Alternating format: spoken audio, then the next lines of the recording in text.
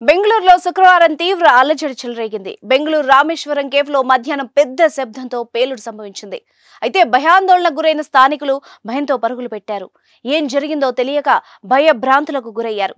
అయితే ఎక్కువ నష్టం జరగకపోవడంతో పేలింది ఏంటి అన్న దానిపై తీవ్ర చర్చనీయాంశమైంది. విచారణ చేపట్టిన కర్ణాటక ప్రభుత్వం పేలింది బాంబే అని తేల్చి చెప్పారు. తక్కువ తీవ్రత ఉన్న ఇంప్రొవైజ్డ్ ఎక్స్ప్లోజివ్ డివైస్ బాంబ్ అని కర్ణాటక ముఖ్యమంత్రి సిద్ధరామయ్య ధృవీకరించారు. మీ బిజినెస్ విస్తరించాలనుకుంటున్నారా? మార్చి 16-17 హైటెక్స్ లో franchise India biggest ఫ్రో expo.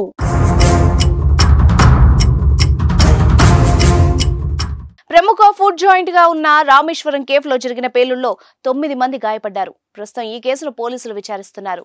Bomb squad, forensic, dog squad ఆధారాలు సేకరించే పనిలో ఉన్నారు.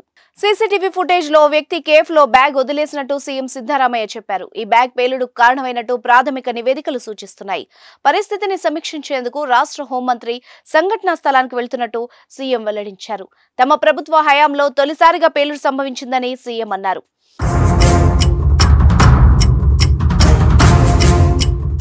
కర్ణాటక డీజీపీ అలోక్ మోహన్ మాట్లాడుతూ ఈ ఘటనపై సీఎం హోంమంత్రికి పూర్తి సమాచారం అందించామని, దర్యాప్తు జరుగుతోందని చెప్పారు.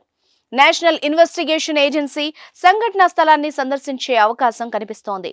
ఇప్పటికే ఈ పేలుడుపై బీజేపీ తన ఆందోళన వ్యక్తం చేసింది. బెంగళూరు సౌత్ ఎంపీ తేజస్వి సూర్య మాట్లాడుతూ ఇది స్పష్టంగా కుట్రే అన్నారు. దీనిపై ముఖ్యమంత్రి సమాధానం చెప్పాలని డిమాండ్ చేశారు.